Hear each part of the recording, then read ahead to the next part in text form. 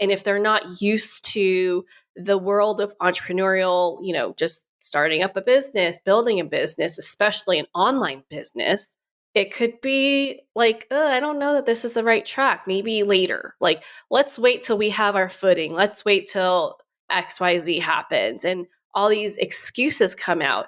And it can be really hurtful to us who were so excited. We're like, I finally found something I'm passionate about and I really want to do this. And you're being a stop sign for me. You have become an obstacle when I was really looking for you to be my cheerleader.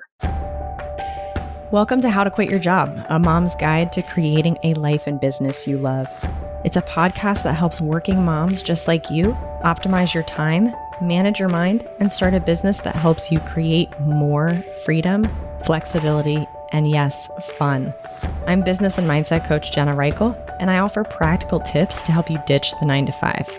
I've been exactly where you are, and I know what it takes to make the transition without trading one form of burnout for another.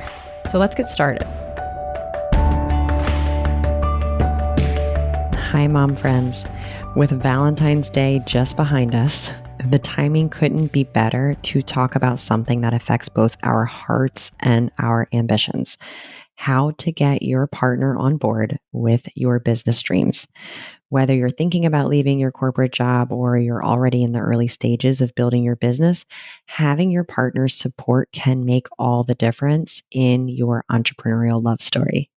So I'm thrilled to introduce you to Michelle Purta, who is the guest on this episode. She is a marriage coach who specializes in helping couples navigate communication challenges and build stronger partnerships. Michelle's own journey from corporate life to entrepreneurship gives her unique insight into the delicate balance of pursuing your dreams while nurturing your most important relationships. In this episode, we explore how to approach those crucial conversations with your partner about starting a business, why resistance often comes from a place of fear, and of course, practical strategies to make it easier for your partner to support your vision. Michelle shares her personal story of leaving her corporate job after the birth of her second son and how she discovered her calling as a marriage coach through a series of pretty unexpected turns. You'll learn why treating your partner like an investor in your business can absolutely transform your approach to these conversations, as well as how to set healthy boundaries that protect both your business and your relationships, and why your business should support your life and not the other way around. We cover it all. So if you've ever struggled with feeling unsupported in your entrepreneurial journey, or you're worried about how starting a business might affect your family life, this episode is packed with actionable insights and heartfelt wisdom that you won't want to miss. I hope you enjoy my conversation with Michelle. Let's dive in. Hi, Michelle. Thank you so much for being on the podcast. Thank you so much for having me, Jen. I'm so excited to be here. Yes. So I want to jump right in and talk about getting the support of your partner when you have these awesome ideas, this vision of what you want your life to be, and starting a business is part of that vision. But of course, there's buy-in that you need from your partner, and maybe that partner is not quite sold on the idea yet. Yeah, so that's a big one. So for this, with every marriage, whether you start a business or not, communication is huge, right? And it isn't just talking about the thing like, hey, I want to start this business. It's knowing how to talk to them about it. And so for me, what I realized as I started my business, I had to be very strategic with how I approached my husband, who was like the former me, where we're, traditional job. I worked in corporate for a lot of years before I quit and started my own business. Whereas he's always worked for some kind of business, like in the startup world, not quite corporate, but you got the benefits. You have a secure paycheck that you know is going to come every 2 weeks or however often you get it. And people like your family, your friends, it's acceptable, right? It's like, oh yeah, you followed the traditional track. You went to college, you got a job, da, da, da, da, da. You're providing for your family. You have the track that you can follow to get promoted and so on and so forth. But when it comes to starting your own business, everyone's like, are you sure you want to do that? Yeah, Because it's including your partner. exactly, including your partner, because it's different, Yeah. right? And so it's easy to just receive that feedback, hoping for the best, but having it sting a little, right? You're like, what? I'm really excited about this. You're supposed to be my person, my lobster for my friends, people. But they're not showing the support that you were hoping to receive. And it can hurt. It can feel like a sense of rejecting a part of you. It could feel like having no faith in you. It could feel like, where's my partner in this? And so, if you're in this situation, know that it won't always be like that and that there are things that you can do. And so, just from the very start, you got to start looking at your partner as an investor of your business. Okay. Whether they're putting money into it or not, they are going to be an investor in your business because you're going to be bootstrapping it, right? It's like you've got extra time you're going to put in because you're so excited. You want to launch it or you want to build it. And so your availability is going to be diminished because of that. You're going to be constantly thinking about it. You're maybe going to need some extra childcare to work Right. on the weekends, right? Like that's just the Which reality costs. of it. Exactly, right? Yeah. Whether it costs money for a babysitter or it costs quality time with your partner and your family.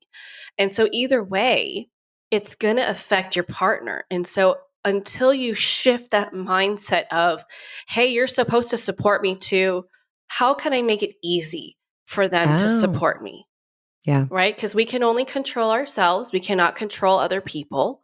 And so, if we shift over and view our partner as an investor, we start to put things together differently. We're a little more tactful with what we communicate. And we also put less pressure on them to be like our, rah rah cheerleaders. And instead, we can look for a community of fellow entrepreneurs who are in the thick of it, understand what we're going through, and can help boost us up and keep us going.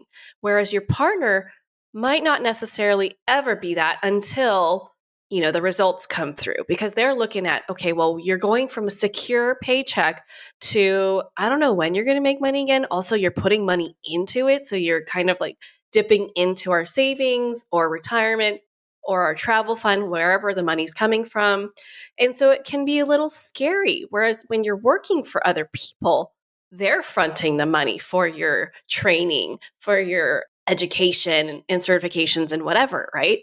And so it's different. And when there's something different happening, it can be scary. And if they're not used to the world of entrepreneurial, just starting up a business, building a business, especially an online business, it could be like, I don't know that this is the right track. Maybe later. Like, let's wait till we have our footing. Let's wait till XYZ happens. And all these excuses come out.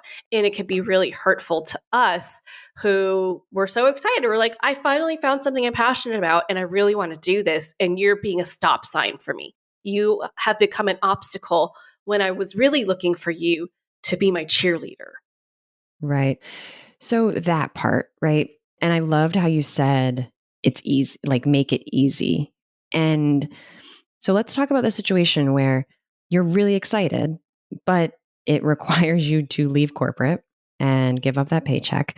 And you want to make it easy for this person to say yes. Let's say that they are actually like they are the investor, they are the 51%, right? They are the yes vote that you need. What are some ways to make that communication clearer and make it easy for that person to support you? Yeah. Okay. So, first of all, let's talk about if your investor was not your partner. Okay. Yeah. You would have a lot of things put together, like your plan, your marketing plan, your business plan. You would tell them exactly what your product suite is or your services, how much you would charge, how you're going to be marketing and so on and so forth, some, KPIs, what your milestones are, and an exit strategy. right? At what point would I be like, okay, this isn't going the way that I thought it would. So at this point, these are the different routes that I could take, so whether that's get a job part-time while I still build it, or go back for full-time, but build it on the weekends and they would support me during that time, whatever it is, we would have papers together or a deck ready to present to them so that we could pitch them and get their buy-in and get them to support us financially, right? That's traditionally how an investor works. Now, when it's your partner, it's a little bit different. I mean, all that information, very handy if they need it. But with our partner, we have to lean on the strength of our communication. The biggest mistake that we make as communicators is that when there's some sort of conflict, it doesn't have to be like high stress or like a big fight, but just any potential disagreement, right? We tend to push our point. I want you to understand me. I need you to come onto my side, AKA, it's like a win-lose game. And so until I can get you onto my side, I'm going to keep saying things to you to convince you to come to my side because this is the only acceptable side that you can have. But when you're communicating with someone and they don't feel heard, they're not going to be inclined to be receptive of whatever it is you're saying. They don't want to understand you because they don't feel understood. So then you build the walls up. And so it's like you two are just talking to yourselves and going nowhere. What is most effective is when we try to understand more than we try and get them to understand us. So when it comes to building a business, most times the partner doesn't appear to be supportive because of fear. Okay? Fear of what's going to happen with our money. Fear of how's this going to affect us as a couple and as a family? Are you still going to be around? Is this going to consume you? What's going to happen to our marriage or our partnership? Are we still going to be okay? Right? Where have you gone? You're always on your phone. And when you're around, it doesn't even seem like you're present. I know that I faced that in the early stage of my business. They could be scared that you're going to fail. So they want to protect you. And so it might come out as, I don't know if you're ready for that. I don't know if you can do that. I don't know who would buy that. But you have to remember, he might be your investor or they might be your investor, but they might not be your ideal customer. So it doesn't That's such a good matter, point. right? It doesn't matter. Like my husband is not my typical client, right? Like I Yeah. do work with men, but it's like, I guess maybe he would be because he's all about like personal growth. But anyway, let's say he's not, right? Let's say he hates personal growth and just he is who he is. He would not be like an ideal client for me. And so I should not expect him to be like, that's an incredible idea. I am so bought it. Like you Yeah, should he wouldn't be totally able to do see that. it. Right. Because he doesn't see value in it. I want you listeners to like keep that in mind. Is whoever you're talking to, whether it's friend, relative, spouse, whatever, are they the kind of people that you'd be marketing to in the first place? Because if not, then don't expect them to support you and be like your biggest cheerleader. Yeah, Okay? and a lot of times too, then their opinion, you take it with a grain of salt, right? I mean, you should take Exactly. every opinion with a grain of salt, even your 100%. own opinion with a grain of salt. But take it with a grain of salt because your ideas and the value you can bring in the world, like you know that better than anybody else, right? So I love that it's fear because we all can relate to that, right? Because when we're starting, the clients I work with, myself, I'm sure everybody feels the sense of fear of failure, fear of The like unknown. everything that you're saying our partner might be afraid of, we have thought of first. Mm-hmm. And so it's so tricky, even for us to overcome fear of failure, for us to overcome fear of how will this change my family? How will this change me? Will I be glued to my phone? Right. We think that ourselves. So I imagine that it can be even trickier when we are trying to figure out how to communicate with somebody else about that. Right. So now that we know that it could very well be coming from a place of fear, what do we do with that information? Yeah. Okay. So the conversation is going to go way better when we offer them an opportunity to have that fear acknowledged. But they might not be even aware that that's what's stopping them from supporting you. So if you know your spouse is normally very supportive of you. And all of a sudden, with this idea, they're like, no, absolutely not. Flush it out, right? Have a conversation about it, because once that's out in the open, you guys can work together as partners to figure out how can we make sure that your worst fear is not going to come true. Let's play out all the scenarios. Let's talk about what we can do to ensure that that doesn't happen. And this is a really beautiful opportunity for you to set up boundaries for yourself, for your family, raise your awareness of how you want to operate as a business, because your business should never be your baby, right? Your babies are your babies. Your marriage Mhm. is what is your life, and your business is supporting that life. So don't let it ever get switched, okay? Because the life that you're building with your family, that's it. That's the one. That's where your focus should be, because that's what brings the highest quality of life to you. And I want to, if you don't mind, jumping Yeah. in right there, because I have always talked with people about their business being their baby. And I have never thought of it as a problem, right? And not that you're saying like it's absolutely a problem, but because I do like the connection. But at the same time, you're absolutely right. And I see so often the reason that a lot of moms are leaving corporate to start a business is for things like flexibility and being able to focus on their family and their human babies. And it's such an important reminder, because when we do think of that, all of our attention and all of our care and TLC needs to go to this business because it's our second baby or third baby or first baby, right? Then we lose that sense of our why and why we are doing this in the first place. So I absolutely, it's like the first time I'm hearing it put that way, and I'm all for it. I'm here for it because it is such an important thing. Like, we are doing this for ourselves, but for our family and for our kiddos. And forgetting that and getting caught up in this treating our business like our baby, it creates such an expectation that so much of our time and energy and life goes to the business. And that's not what it's all about. No, I mean, build your business. Yes.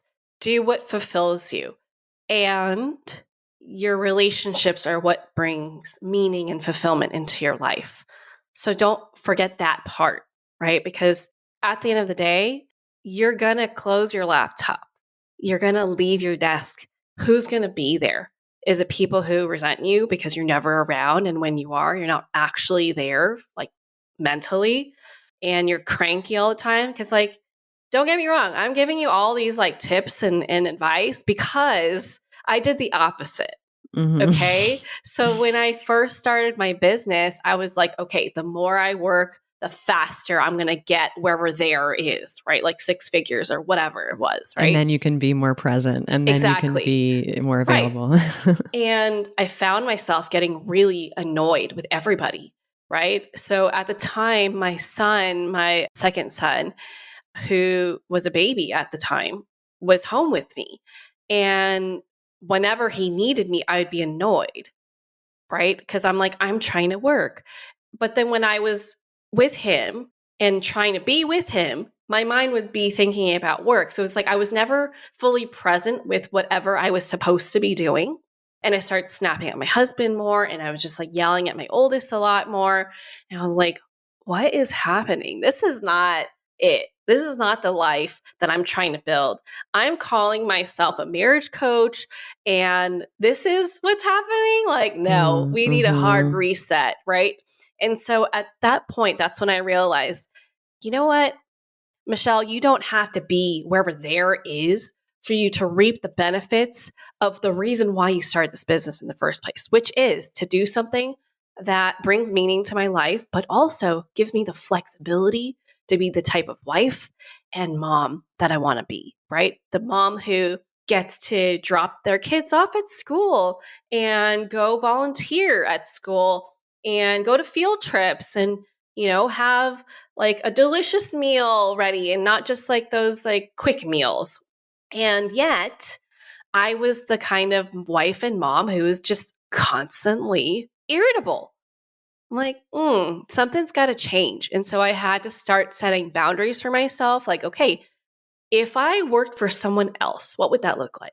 I would have set working hours, right?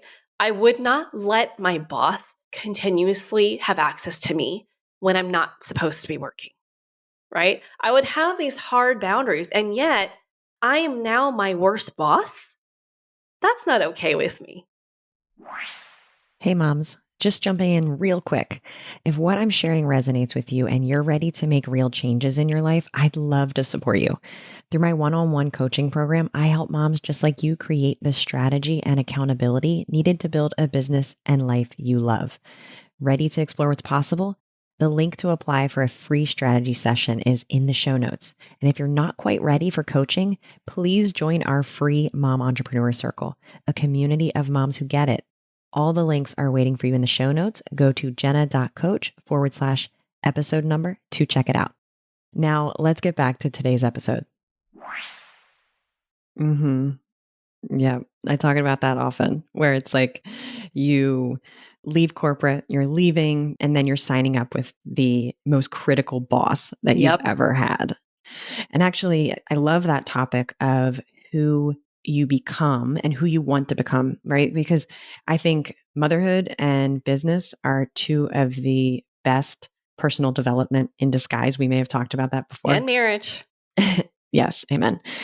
And to check ourselves and say, are we becoming the better version of ourselves? Because business, motherhood, and marriage will help you to become a better version of yourself if you have the awareness to be able to pause and reflect and say, okay, is this going in the direction? Am I growing into the person that I want to be? Am I fulfilling that vision for myself?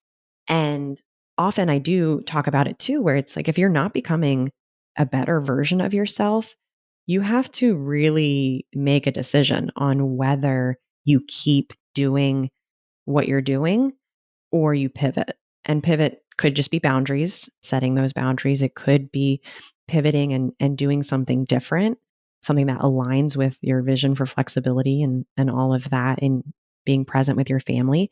But you do need to have the pause button and the reset button available to you because it's not worth it if you're not having fun and if you're not becoming the better version of yourself. Yeah, because then what's the point? Just go get a job again. Like you'd probably have more freedom at that point. Yeah, for sure. So we talked about the fear and we talked about our partners feeling heard. Are there any communication, like quick tips there for helping somebody feel heard? Because it all sounds well and good, right? To be able to be in that conversation and to be thinking about the other person and to be recognizing that maybe they're feeling afraid and let me, kind of cater to this and make it easy for them to, collaborate with me and come up with a plan.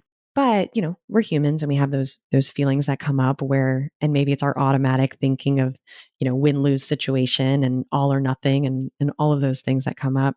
So are there ways that we can show that we're listening, show that we are putting their feelings first for the greater good of the relationship and of the goals of our communication? Yeah. So I teach a communication method called the peace method. And the short of the long of it, or long, I don't know how you say it. Anyway, the brief version of that is that you need to first figure out your thoughts and your feelings around this. When we do that, we can go into the conversation with a larger capacity to hear them out without being so reactive. Okay. Because they're going to have their thoughts, they're going to have their feelings because you've been thinking about this a lot, whereas this might be very fresh in their mind. And it's like they just got slapped in the face with a surprise that they weren't wanting and they're scared. And what do we do when we're scared? We're very reactive. And so when we can support ourselves and feel grounded before going into the conversation, we can then handle and observe their process of taking in the information and not take things so personally. So we can just like witness it. I call it the roller coaster, right? We don't have to join them on the roller coaster. We could just stay in the line and just observe them going through the notions of like the highs and the lows. And then when they're calm, you can have that conversation so that you can let them know, okay, yeah, that totally makes sense why that would concern you, right? Like, don't make it personal. Just let them have their moment and like empathize. Like, yeah, that's very different than what I was doing. And I could see why I'd be worried. And yeah, I would never want to put our family in that position. And so validating them, acknowledging their fear so that they can then come down from the angst and potential stress of it all. And then once they feel heard, then you guys can start like coming up with a game plan. Okay, so I don't want to put us out.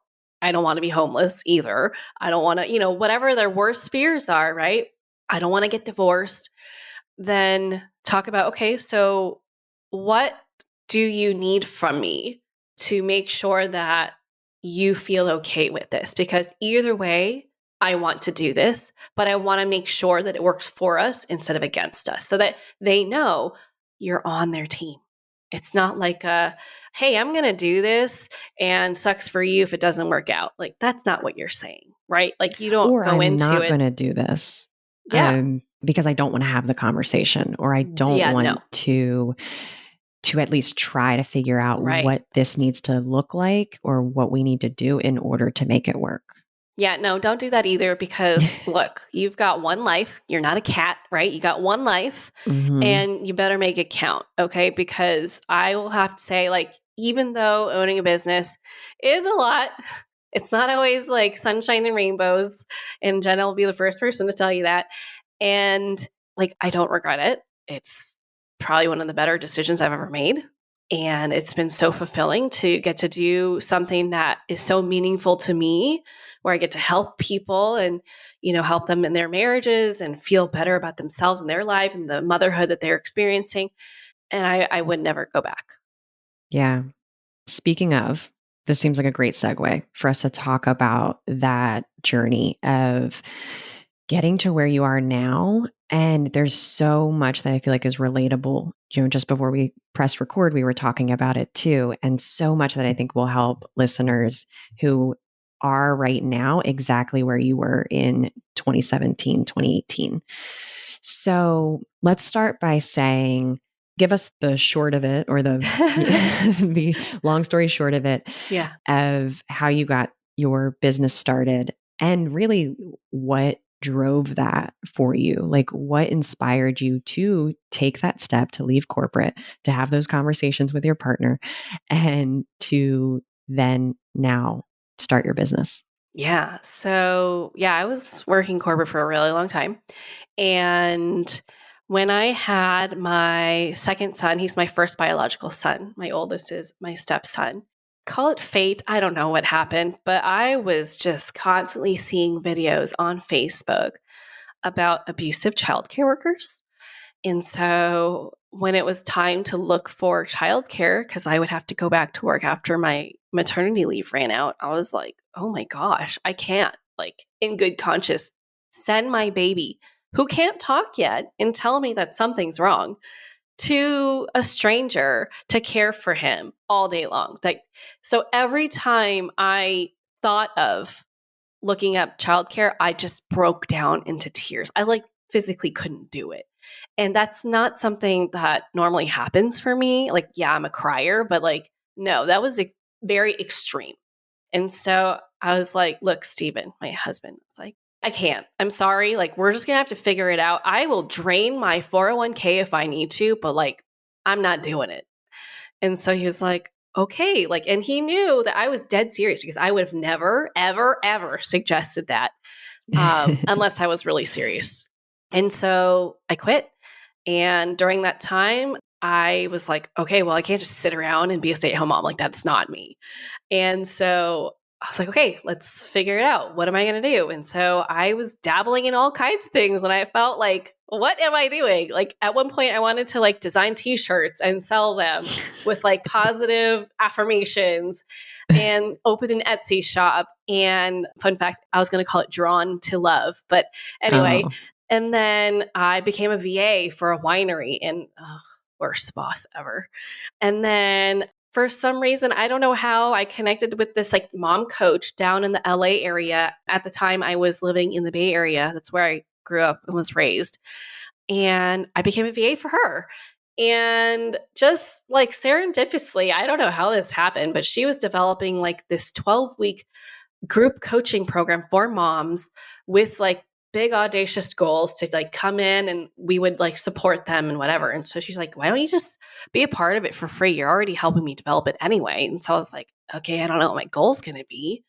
And in the background, I was doing some soul searching, like, what should I do? Asking my friends, like, what do you see me doing? And one friend was like, you should look into becoming a life coach. And I was like, what the heck is a life coach? I do not have my life together. I am the last person who should be advising people on what they should be doing with their life.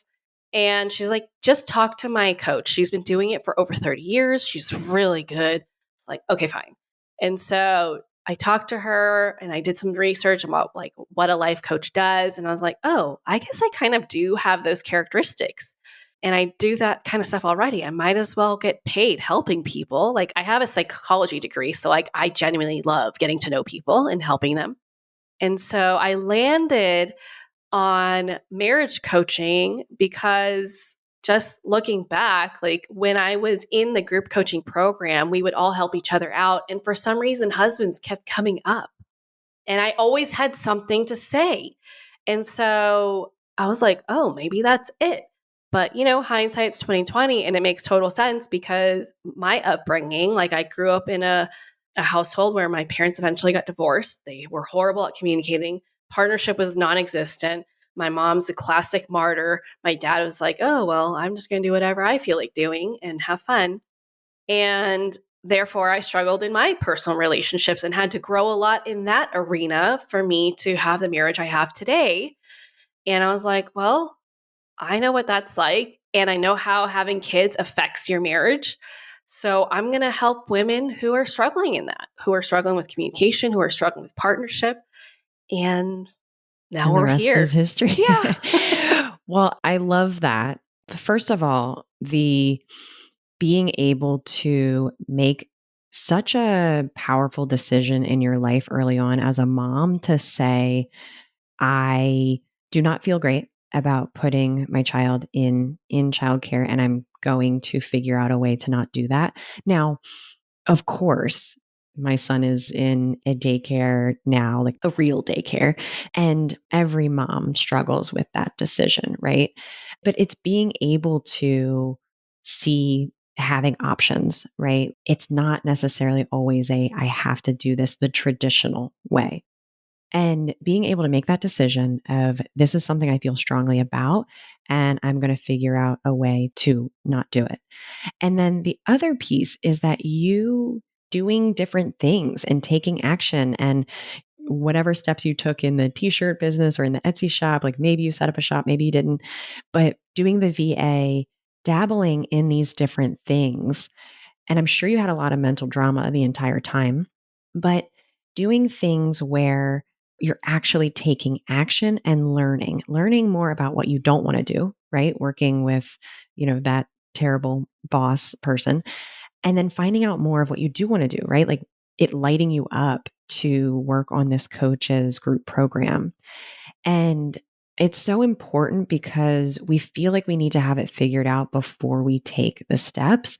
And it's actually in taking steps and failing a little bit or gaining a little bit more experience and knowledge that our path becomes more and more solidified and clear. And you're a perfect example of that, right?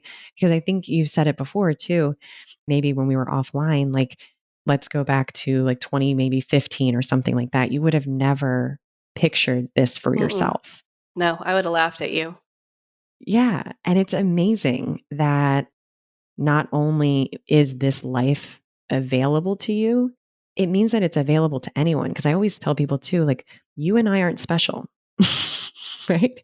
Like, if we can do this, any mom can do this. And it's the having the belief that we can blow our own minds and that we can create something that maybe we didn't even think was possible at one time. Yeah, absolutely. Like, open up the chances for you to be surprised by yourself, honestly. Because, yeah, either way, you're going to experience hardships. Whether you stay with your job and you hate it, let's talk about that a little bit because that puts such A a strain on the a marriage. strain on the marriage, a strain on Yeah, your personal life. Like, you spend more time working than you do with your family. So absolutely. let's choose wisely. Hmm. It's such a good point because also by doing the thing that lights you up or that you think will fulfill you more than your corporate job, that has such a ripple effect in every other piece of your life. I've talked about with someone else before the circle of responsibility, right? You need to make sure that you're good before you can take care of other people. And by showing up every day at a job that you absolutely despise and that feels like it is crumbling you and a terrible environment, that has a ripple effect as well. And there's resentment and there's being short fused, like everything that you were talking about earlier, being irritable. And I'm sure people can relate to that feeling now by being in corporate and having this idea for a vision of a business and a life of flexibility and time with the family that they aren't going after. I think there's a whole other conversation on how stepping into entrepreneurship actually is better for the marriage. Oh, 1,000%. I mean, anything that will contribute to your own happiness is going to be good for the marriage. Like, as long as it's not like, stepping out on your marriage, unless you have an open marriage, like that's a whole different subject. But anything that will help you be more you, that's a good thing, in my opinion. Right. So, as long as you're communicating with your spouse and you're still dedicating that quality time with each other, keeping each other on the same page and growing alongside them and choosing that, because marriage is truly a choice and you're constantly making it. It's like you're either choosing your marriage or you're not choosing your marriage. So as long as you're choosing your marriage alongside choosing yourself, everything should work out. Yeah. Yeah. I love that. Oh, I feel like we could talk forever about these things. How can people learn more about you? How can they work with you? I know you also have talked about topics like this and you have resources. So tell everybody about those things, and I'll, of course, link them in the show notes. Yeah, so I'm a marriage coach and I work with moms as well as couples to help them communicate. Okay, so if you're struggling with communication, let's say you can't even get through an argument without like it just needing to just stop, right? And you're not getting to a resolution and it feels like your fights are getting nowhere. We got to talk, okay? Because I help couples learn how to fight the right way so that conflict can just stay a conversation. Conflict does not have to become an argument. In my world, I say conflict is inevitable because obviously you're going to disagree. And that's healthy because that means there's honesty in the relationship and there's room for growth. However, while conflict is inevitable, arguing is optional. Okay, so that's my whole world is helping you realize that and helping you choose that so that you could spend more time connecting, actually wanting to be with each other, enjoying each other, being married the way that you saw yourself being married, rather than spending all this time fighting and then being in between fights, right? It's like you just had your fight and then it's like, okay, awkward phase of getting back together again. And then you have another fight. Let's not do that. Okay. There's so much to life that you can experience together. That's not it. And it's just really a matter of gaining the right tools and awareness of yourself. So to connect with me, I love to hang out on Threads. Something about it is like very throwback Facebook vibes. And I like that I don't have to make a visual to go with it. My creativity is in the kitchen, not so much creating graphics. And I'm also on Instagram where like I share new episodes and one-off things. And I have my own podcast, so go check that out. That's probably the best place you can go to because if you're here, that means you listen to podcasts. So hop on over to my show. It's called the Marriage and Motherhood Podcast. I'm actually going to have Jenna on as a guest there. So check out her episode when it releases. Other than that, I have a free guide I can share with your listeners that will help them gain confidence and clarity to turn conflict into connection. Okay, so this guide is really going to help walk you through how to properly prepare to initiate a conversation if you two have a conflict, or if you have a tough conversation that you need to prepare yourself for, like, hey, husband or spouse, I want to start a business. This will help you prepare so that you can go into the conversation knowing what it is that you are trying to communicate without trying to feel like you're figuring it out while also listening to them react, which is not a good recipe for great Yeah. communication. Yeah, like you said, it's so much about getting yourself in a good place before stepping into that. Yes. Thank you so much, Michelle. I will put everything in the show notes. And I really appreciate your expertise on this because I know that it is part of the equation for sure. And when we're talking about how to quit your job, if a partner is a part of the decision making process, it is definitely best to know how to handle that communication. So I appreciate you being on, and we will talk again soon. Thanks for having me. Before we wrap up today's session, I want to talk to the mom who's been nodding along, feeling seen and understood. Maybe you've been thinking about leaving corporate and building your own business, but you're not sure where to start, or if it's even possible with everything else on your plate. I'm here to tell you it's possible. I've helped moms go from a vague business idea to replacing their corporate income, and I've supported others in discovering their passion and signing their first client, all while balancing working in corporate and balancing family. My one-on-one coaching program is intimate support and helps you develop the strategy and accountability you need to move your business forward. As a mom myself, I understand the unique challenges we face in prioritizing our own needs. And that's exactly why I specialize in working with moms just like you. If you're ready to explore what's possible, there's a link in the show notes to apply for a free strategy session. This isn't a pushy sales call. It's a genuine conversation to see if we're a good fit for each other. And if you're not quite ready for one-on-one coaching, you can join our free Mom Entrepreneur Circle, a supportive community of other moms who are on this same journey. The link to join is in the show notes as well. Remember, you don't have to figure this out alone. Whether it's through the podcast, our free community, or working together one-on-one, I'm here to help you create a life and business you love. Now go take that next step. Whether it's big or small, just take it. I'll be here next week with more strategies and support to help you along the way. Thanks for listening to this week's episode of How to Quit Your Job, a mom's guide to creating a life and business you love. If you want to learn more about how I can help you stop making excuses and start making moves, head on over to www.jenna.coach. I'll see you next week.